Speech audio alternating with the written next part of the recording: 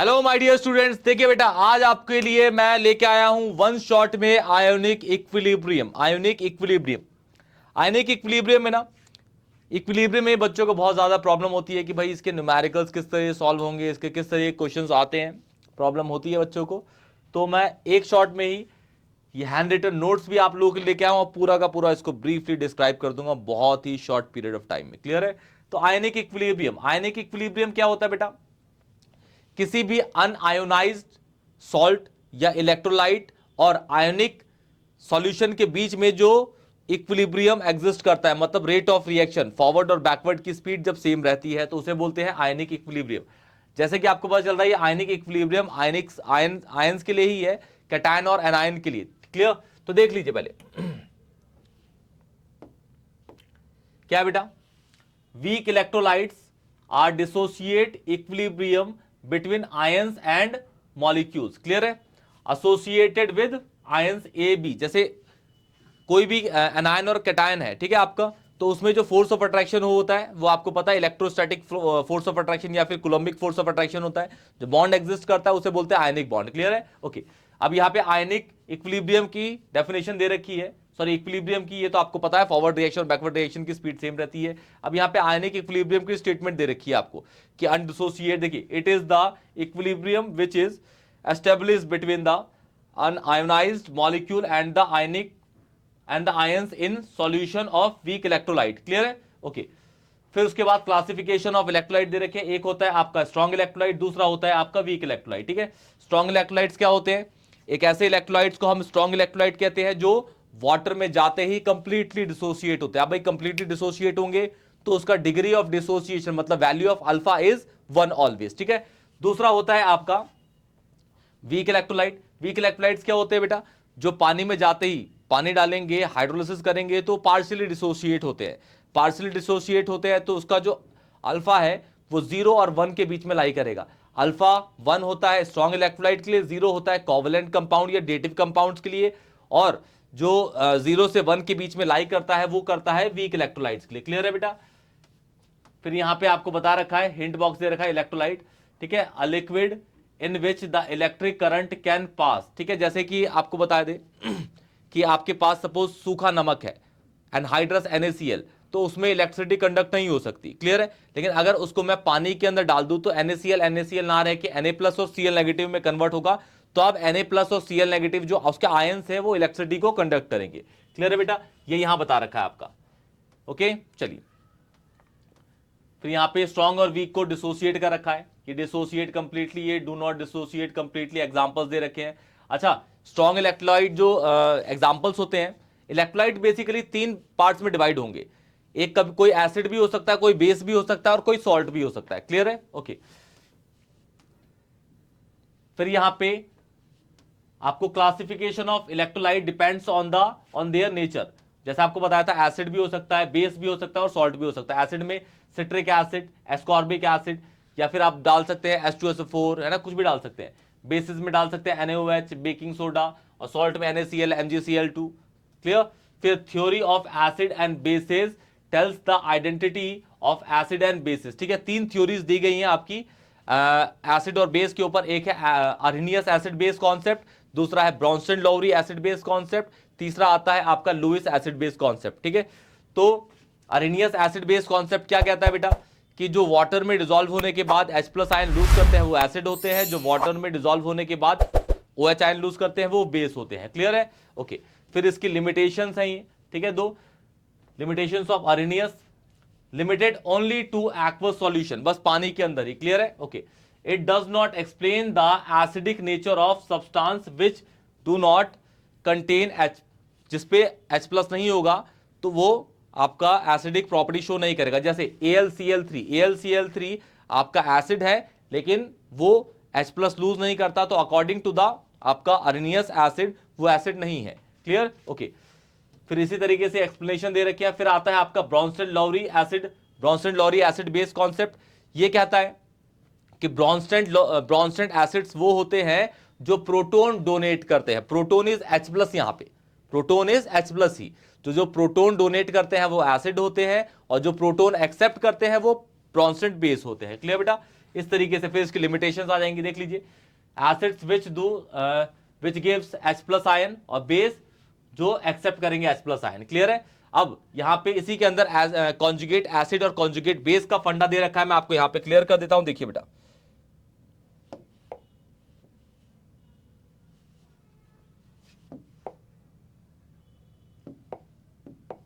देखिए अगर कोई भी एसिड है, कोई भी एसिड यहां पे समझ लीजिएगा, पूरा क्या दे रखा है आपको क्लियर हो जाएगा। कोई भी एसिड अगर H+ आयन लूज करेगा तो जो उसका रिमेनिंग पार्ट बचेगा उसे हम बोलेंगे कॉन्जुगेट बेस। जैसे HCl है मेरे पास, HCl में अगर मैंने पानी डाला, एक्वस डाला, तो ये H+ लूज कर देगा एक्वस में, तो भाई बचेगा क्या, Cl नेगेटिव। क्या बचेगा, Cl नेगेटिव। तो Cl नेगेटिव आपका क्या हो जाएगा, कॉन्जुगेट बेस। क्या हो जाएगा, कॉन्जुगेट बेस। इसी तरीके से कोई भी एसिड अगर H+ लाइन लूज करता है तो जो बचता है H+ आयन लूज करने के बाद वो कॉन्जुगेट बेस होता है, इसके अकॉर्डिंग। क्लियर है। दूसरा फिर आपको यहां बता रखा है,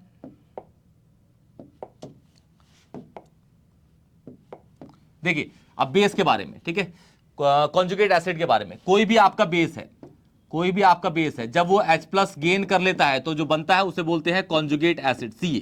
इसको याद रखिए। जैसे NH3 है, NH3 पे एक लोन पेयर होता है, इस पे H+ डालेंगे तो ये ऑब्वियसली इसको गेन कर लेगा और ये बन जाएगा NH4 पॉजिटिव। क्लियर है। तो ये आपका कॉन्जुगेट एसिड हो गया। इस तरीके से यहां पे बता रखा है कॉन्जुगेट एसिड और कॉन्जुगेट बेस को। क्लियर है। इस तरीके से पूरा एक्सप्लेनेशन दे रखा है यहां पे, ये पूरा इस तरीके से आपको एक्सप्लेन कर रखा है। फिर यहां पे इसके एग्जांपल्स दे रखे हैं, ठीक है। फिर आपको एम्फोटेरिक सब्सटेंस के बारे में बता रहा है। एम्फोटेरिक सब्सटेंसेस क्या होते हैं, एक ऐसा सब्सटेंस जो एसिडिक और बेसिक दोनों प्रॉपर्टीज को शो करेगा। क्लियर है, पढ़ लेते एक बार। A substance that sometimes act as an acid and sometimes act as an base is called amphoteric substances. जैसे पानी, पानी के अंदर H+ भी होता है तो वो एसिडिक है, पानी के अंदर OH भी होता है तो वो बेस है। Clear, okay. जैसे यहां पे इसको अच्छे तरीके से डिस्क्राइब कर रखा है, ओके।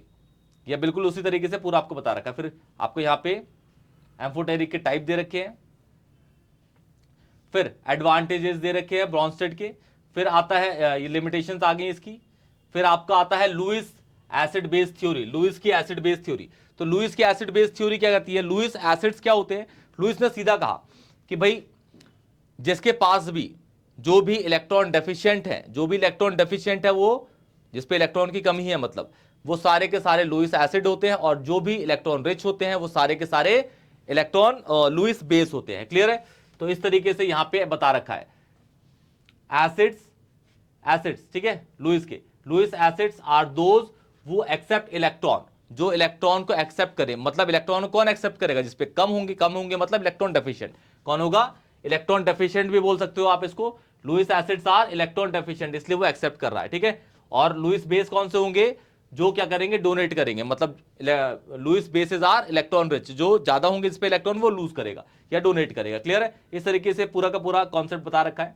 यहां पे देखिए ये BH3 है, BH3 में बी का एटम, बी जो एटम है वो बी के आउटर मोस्ट शेल में 3 इलेक्ट्रॉन होते हैं, तो ये 3 बॉन्ड बना रहा है। 3 बॉन्ड मतलब इस पे 6 इलेक्ट्रॉन्स है। तो according to the octet rule इसके पास लेस देन 8 इलेक्ट्रॉन है, तो ये आपका एक तरह का लुईस एसिड है, ठीक है। और NH3 पे एक लोन पेयर होता है, तो ये इलेक्ट्रॉन रिच है, तो इलेक्ट्रॉन रिच क्या करेगा, डोनेट करेगा, लुईस बेस है, तो ये अपने इलेक्ट्रॉन को यहां डोनेट करेगा, और इसके बीच में जो बॉन्ड बन जाएगा वो डेटिव बॉन्ड बन जाएगा। ये जो बॉन्ड है यहाँ पे इसे बोलेंगे डेटिव बॉन्ड या कोऑर्डिनेट बॉन्ड। देखिए लिखा भी है, complex with coordinate bond. Clear है बेटा। यहाँ पे सारी चीजें लिखी हुई है, 6 इलेक्ट्रॉन, ठीक है, लोन पेयर, इसलिए वो है ना। फिर एडवांटेजेस ऑफ लुईस थ्योरी या पढ़ लीजिएगा, बहुत इजी है, इसके अंदर कुछ प्रॉब्लम नहीं होगी आपको। फिर डिसोसिएशन कांस्टेंट आता है एसिड के लिए और बेस के लिए। डिसोसिएशन कांस्टेंट आपका Ka होता है एसिड के लिए, Kb होता है आपका बेस के लिए, और Kw होता है आपका वाटर के लिए। इक्विलिब्रियम कांस्टेंट, ठीक है ना, डिसोसिएशन कांस्टेंट। तो यहां पे वीक एसिड और वीक बेस के लिए बता रखा है। यहां पे ये आपका है वीक एसिड, Ha ले रखा है, पानी डाला इसके अंदर तो H+ और A नेगेटिव में कन्वर्ट हो गया, ठीक है ना। H जो एसिड H+ लूज करेगा, A फॉर एसिड है यहाँ पे। फिर और ये वीक बता रखा है, वीक है तो ऑब्वियसली ये पूरा का पूरा डिसोसिएट नहीं होगा, ये पार्शियली डिसोसिएट ही होगा। क्लियर है, ओके। ये डाला इसके अंदर तो H+ और A नेगेटिव में कन्वर्ट हो गया। यहाँ पे लॉ लगा दिया, according to the law of mass action, तो जो प्रोडक्ट है वो ऊपर होगा, रिएक्टेंट है जो नीचे होगा, और ये एसिड के रिस्पेक्ट में है तो Ka बन जाए। क्लियर है। फिर यहाँ पे dissociation constant for weak acid, ये लिख रखा है, या फिर इक्विलिब्रियम कांस्टेंट। फिर ऐसे ही आप बेस के लिए बना देंगे Kb बन जाएगा, ऐसे ही आप वाटर के लिए बना देंगे तो Kw बन जाएगा आपका। ठीक है, वाटर को डिसोसिएट इस तरीके से कर दिया H+ और OH को, और ये बेस को क्या कर दिया BOH दे रखा था, पानी डाला तो B+ और OH नेगेटिव कन्वर्ट हो गया। मास एक्शन लगा देंगे, प्रोडक्ट ऊपर रिएक्टेंट नीचे। क्लियर है बेटा? ओके। फिर यहां पे कैलकुलेशन दे रखी है, ये आपको बहुत इजीली क्लियर हो जाएगी। फिर यहां पे relation between Kw and temperature दे रखा है आपका, इसको भी आप देख लीजिएगा, बहुत इजीली आपको समझ जाएगा।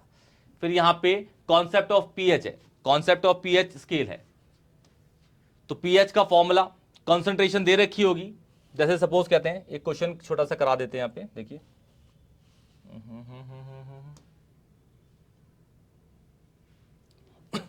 फॉर्मुलेस को याद रखिएगा।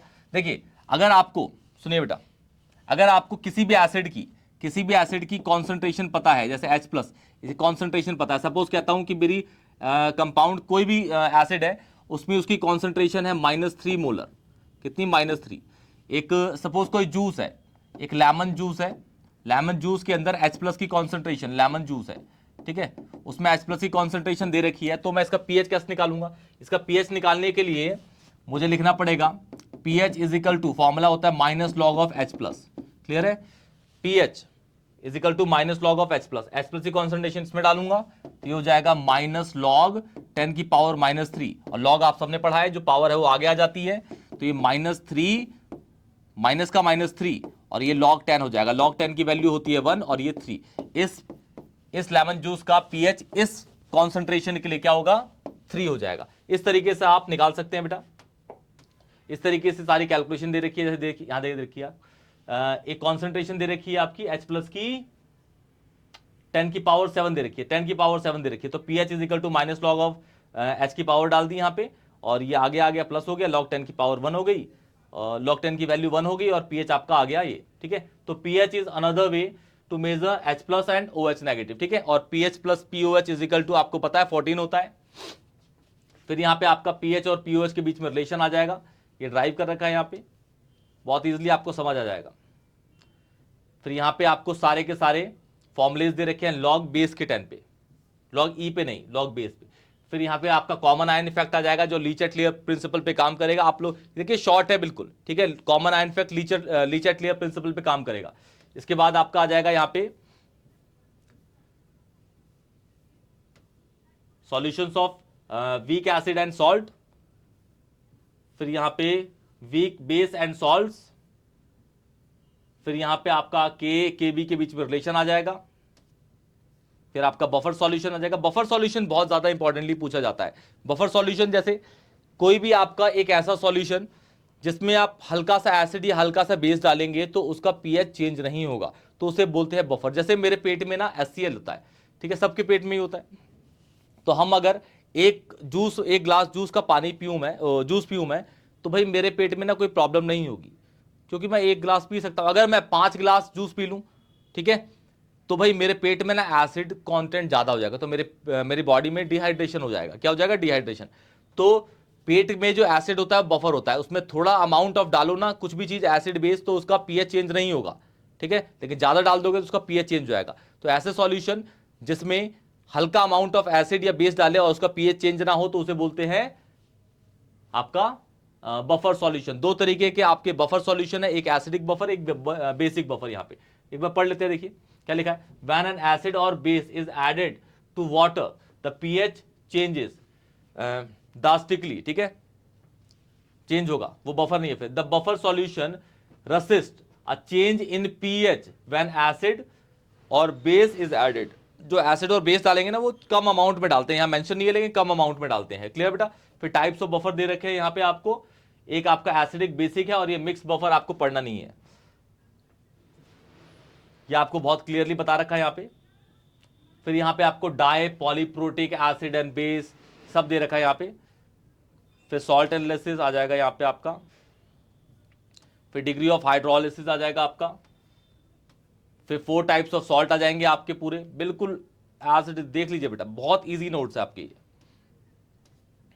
पढ़ेंगे ना मजा आ जाएगा। और लास्ट में आपका सॉल्युबिलिटी प्रोडक्ट कांस्टेंट आता है KSP। KSP का इंपॉर्टेंट क्वेश्चन आता है बेटा, याद रखिएगा, KSP बहुत ज्यादा इंपॉर्टेंट है। KSP KSP, constant of solubility product KSP। इस पे क्वेश्चन इंपॉर्टेंट है बहुत ज्यादा, ये इस पे क्वेश्चन आता है और एंड में दे भी रखे हैं। और ये जनरली कैसे सॉल्ट्स पे होते हैं, जो स्पेरिंगली सॉल्युबल होते हैं, मतलब जो 6, 7, 8, 9, 10% के अराउंड में सॉल्युबल होंगे, बहुत ही कम सॉल्युबल होते हैं, उन सॉल्ट्स के लिए ही सॉल्युबिलिटी प्रोडक्ट कांस्टेंट जनरेट होता है।